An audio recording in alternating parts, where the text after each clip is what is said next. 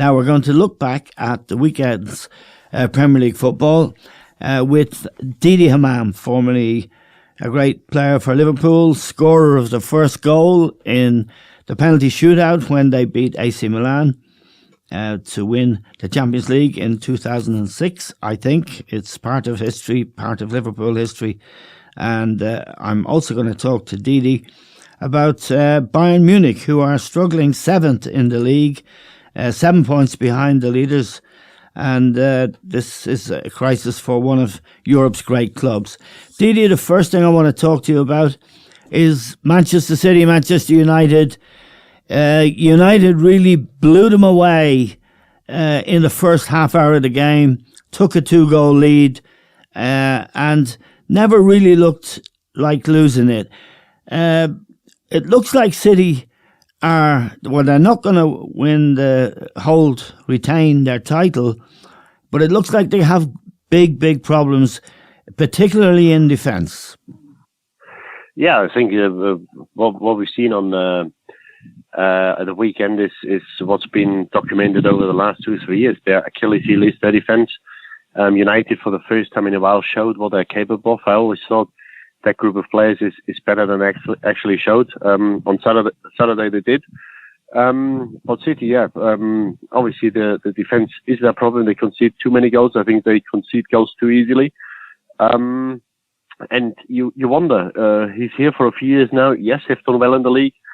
They haven't won the Champions League. They've not been to a Champions League final. And it looks like that, Guardiola's reign at City may come to a rather sad and disappointing end. Yeah, the questions about Guardiola, I've always been a bit of a skeptic about Guardiola because of his attitude to defence. He doesn't appear to prioritise it. Now, for example, his most expensive buy in the summer was a fellow called Cancelo. He paid 65 million for him, which is a record. And it was for a fullback. He's not in the team. He's only played 7 of the 15 games. He didn't play on Saturday, for example.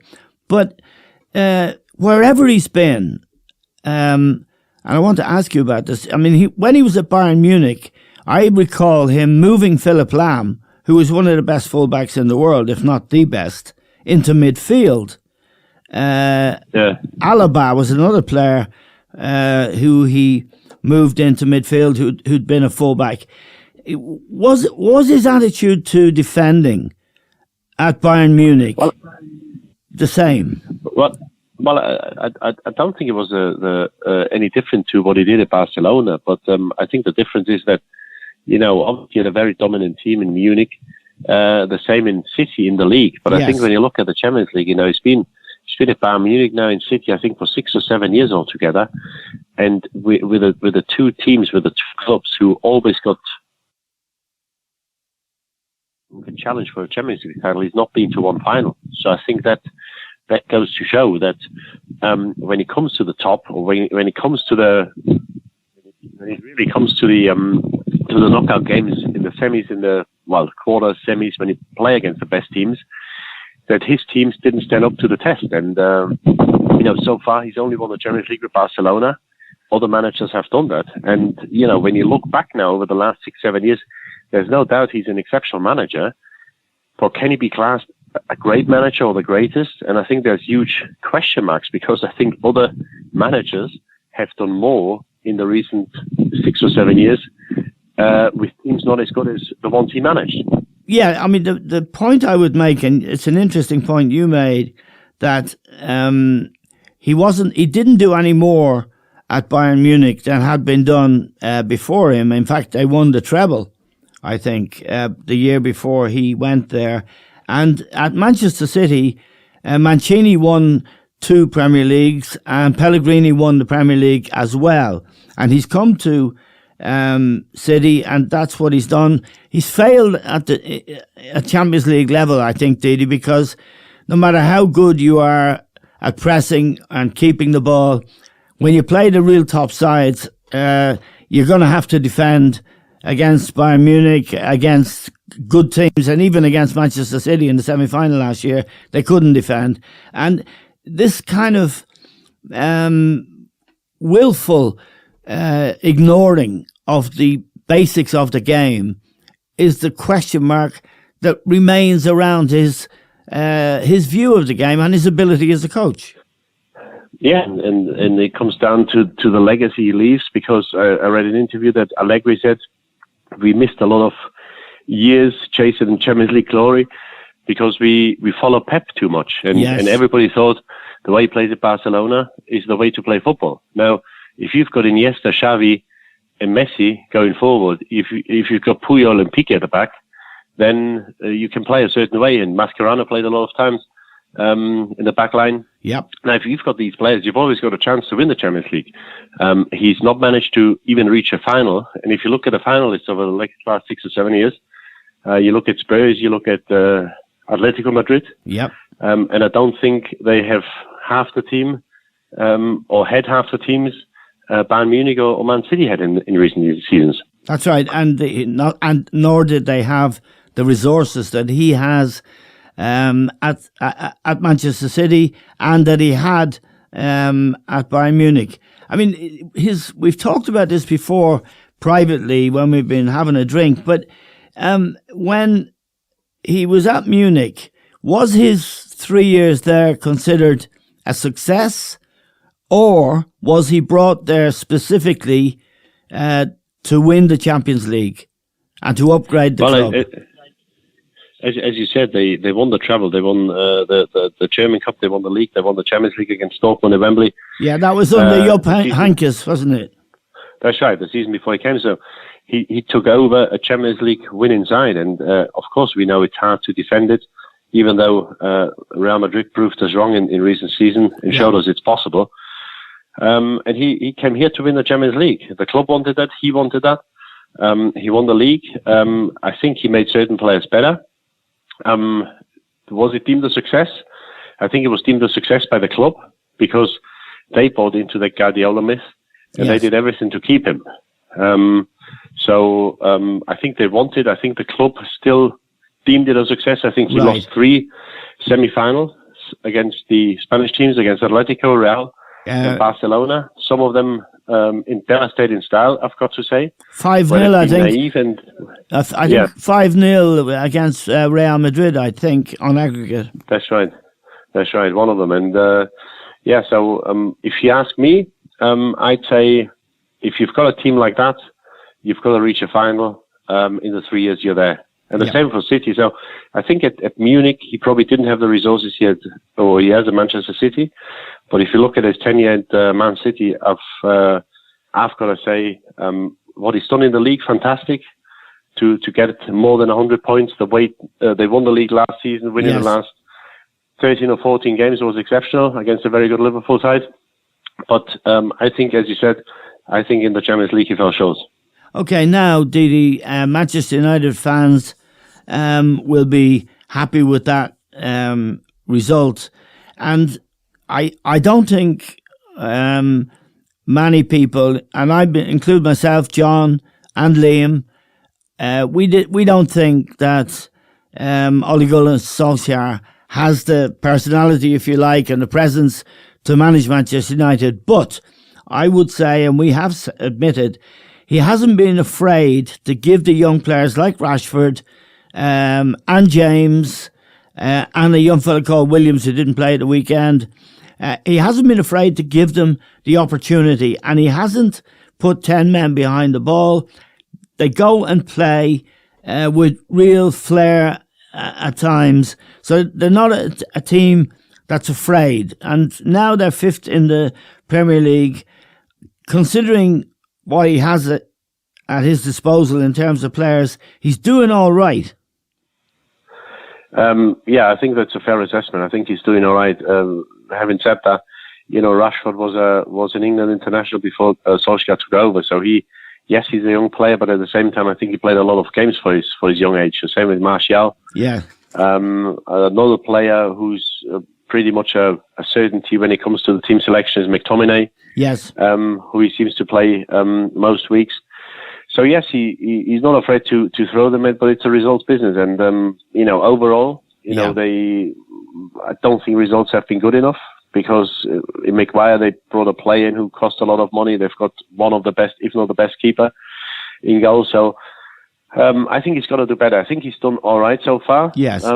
Whether he can keep the job or will keep the job, or whether he will be the United manager for the next 1 or 2 seasons, remains to be seen. I think they need a lot more performances than yesterday, because on the weekend, because I think that should be the benchmark now. Yes, they showed what they're capable of to go to the Etihad. I don't think many teams have won in the last 4 or 5 seasons. So it was an exceptional performance. But I think they've got to do better than they did in recent months, because the squad is probably not at the same level as City or Liverpool, but at the same time, I don't think Chelsea is a lot better equipped than United is. No, and I just should mention the fullback he bought from Palace, Wan-Bissaka, the right back, very, very good defender, Didi. And Maguire, who he bought from Leicester, or they were both bought in his reign, as it were. Another success, I would say. Fred has not been deemed to be a success. He came from Shakhtar Donetsk. They wanted 25 million, and United Mourinho offered 60, so they took it. And he's had a nightmare. But against City at the weekend, he was really outstanding. So that was a big surprise. Yeah. Fred has been almost synonymous with the failure of Manchester United, that they should be paying outrageously over the odds for a player like that. But he did play well.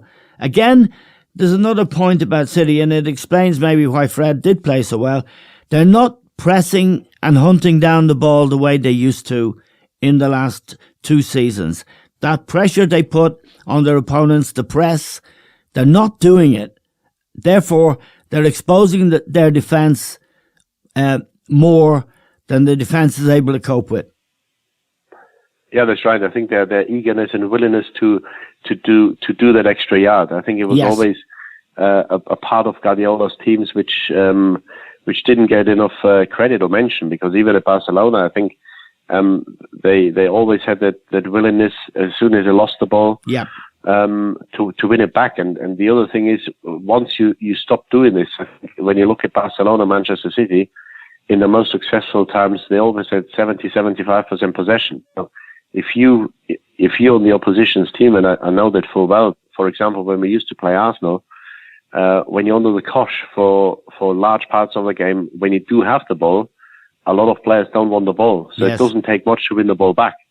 But that dominance that they had in possession and also out of possession to really, hunt the teams down and get it back straight away, they kind of lost that. And if they don't do it, they go from an outstanding team to a very good team, but not an outstanding team. And I think that's part of the problem at the moment. There are problems against teams in the Champions League where they didn't expect it even last season. What I heard in Munich after 3 years, all the players, they enjoyed working with him, but he's very demanding. And a lot of players weren't too unhappy to see the back of him, because they said he challenges every day, and it's very draining on the players. Now, I wonder whether they come to a stage now at Manchester City where the same thing happens. Yes. Where, maybe the way he coaches his team falls on deaf ears, because you can only take on so much information, and it'll be remain to be seen. It'll be very interesting how the next weeks and months go with him. Yeah, it's funny you should say that. When I watched the match, while I was watching the match on Saturday evening, I was thinking about the demands the press makes on players. And after 2 seasons of it, I felt in the last 6 weeks to 2 months, they haven't really been doing it. And I just wondered, can players continue to produce the intensity that he wants on a year after year basis? And that's really the question you're asking, isn't it? Yeah, it is. And there's a lot of managers, and when you are so demanding, and sometimes that effect managers have. Klopp talks about 5, 6, 7 years. He's been at Dortmund, and if you look at Mourinho, these managers usually they don't go 8, 9, or 10 years at a football club. I think Simeone is probably the exception at Atletico now. Yes, and I think it will be very interesting, because I think once that that effect goes, that you listen to the manager and you suck every word out his mouth, what he says, you want to take on information, but I think you come to a point where either you heard it all before, or where he doesn't really reach the players as much as he did when he first started. So I think it could turn. Watching City over the last few weeks. Obviously, Liverpool is in outstanding form. It's exceptional what they do at the moment, so it's very hard or impossible to keep up with them. But I think things could turn pretty quickly at City. Right. Now, Liverpool, your old club, well, indeed, Manchester City is your old club as well, but Liverpool, the club you know best, Klopp has done an extraordinary job, hasn't he, in building that team? And there's real depth in that squad, as well, as we've seen in recent weeks. Fabinho now out injured, but they can replace him. Matip, who's been a real success, he's out with a long-term injury. They can replace him. I guess, how do you respond, Didi, to Klopp's success in the English Premier League, given that you know him so well from Germany, from Dortmund in particular, where perhaps they didn't win as much as they should have, but they sure gave a lot of people a lot of excitement. Yeah, it's exceptional, and we shouldn't forget when he took over 4 years ago, the club and the team really was on its knees. Yeah. They had some good players, but there were a lot of holes in the team which had to be fixed, and he managed over 2-3 seasons. He managed to bring the players in he wanted. They've got a squad now, probably not as deep as City's. Nevertheless, when they do miss 2-3 players, they bring others in. I think they made 5 or 6 changes over the weekend. Keita comes in. Yes. Oxlade-Chamberlain, who's obviously like a new signing after his injury last year, when he plays, he performs. And they just have, with a keeper, with Van Dijk, with Fabinho who's out now, they just have a spine where certain players play when they're fit, and then you've got the forward line who always performs. It's just a well-oiled machine. Yes. And it's always a very good sign when you bring a lot of new players in, and the performance is not worse than it was the week before. I think that's the best sign you can have. I think all the players who came in, they know they need to perform if they want to have a chance to play again, because the team functions so well in the first 11. So it's really, it's exceptional what he's done to, I think they won 15 now, drawn 1 in the first 16 games. Yeah. It's unheard of. And you just can't see them beat at the moment. They've got a tricky game in Salzburg at the midweek now. If they do lose, they might go out of the Champions League. I can't really see it, but I think that's a mental test, a test they probably didn't have in recent seasons, because they're the big favourite. They play against an underdog. And it could be a devastating result if they were to lose and go out of the Champions League. But it's just they're just a joy to watch. It's a successful team. It's a mentally very strong team. They always find a way to go through. And the biggest compliment you can make is probably after losing the Champions League the way they did 2 years ago, then losing the league with 97 points, then go to Madrid and beat Spurs, even though the game wasn't good. But if they had lost that game, I think everything could have fallen apart. And they stuck together. They hung in there. They got that win. They got the Champions League. And, I can't really see any other outcome than, Liverpool winning the league this year and, stop that 30-year drought winning the league. Yeah, and I mean, it's worth reminding ourselves as well, Didi, he had to sell Coutinho, because Coutinho wanted to go to Barcelona, and he was a major player for Liverpool, and he was seen as a big loss. How are we going to manage without Coutinho? Nobody talks about Coutinho anymore. No, that's right. He's in Munich now. He's having a tough time in Munich. he wanted to go. He was really the heartbeat of the team going forward. Yes. And that goes to show they got 140, 150 million for him, replaced him with other players. And if you look at a forward line, I think every team in Europe would like to swap with him. The likes of Firmino, Mane, and Salah. They're just tremendous players. They link well. They play well together. And and they lost one of the most highly rated players in Coutinho a few years ago. But as you say, nobody talks about him. That shows how well they've done. Now, I want to ask you about Virgil van Dijk, Didi, and how important he is, clearly important to Liverpool, but how great is he? You've seen a lot of the great centre-halves, defenders going back a very long time. I think this guy is up there with the very best that I've seen. Yeah, no, I agree. I think he's up there with the best we've seen in the last 20 or 30 years. Yeah. He's got a commanding presence. He's good in the air. He nicks a goal. He's quick. He's powerful. You never feel he's out of position. He doesn't really go to ground an awful lot because he doesn't need to. Yeah. Because he's always in the right position. It reminds me a bit of Sami Hyypiä, even though Sami wasn't half as quick as Van Dijk. But no, I think he's a leader. I think he transformed the Liverpool defence, and for that matter, probably the whole team since he signed. And he makes others better. If you look at Matip now, if you look at Gomez, if you look at whoever plays at the back or in front of him, I think he makes everybody better. Even the sign. Even class player. Even Lovren. Even Lovren, yeah. Lovren does a job. It's when you've got next to him, there's somebody there. Yeah. If you do make a mistake, then he's there to help you out, and I think it gives everybody so much assurance and confidence that they don't make these mistakes they used to do. So yes, for me, he's one of the best there's been in the game, and if he carries on the way he does and did, he might get down as the best centre half of the last 20 or 30 years. Yeah. Now, Leicester are second in the table, 8 points behind. They won 4-1 at Aston Villa yesterday. Brendan Rodgers has done really well there. And I just want to ask you about Rodgers, because when I think about Liverpool's success now, I think the foundations that Rodgers left behind, although, people talk about Gerrard's slip and them losing the title that time, the foundation he left behind at Liverpool was pretty good, wasn't it, Didi? No, it was, and as you just said, he was one game away from winning the league. Yeah.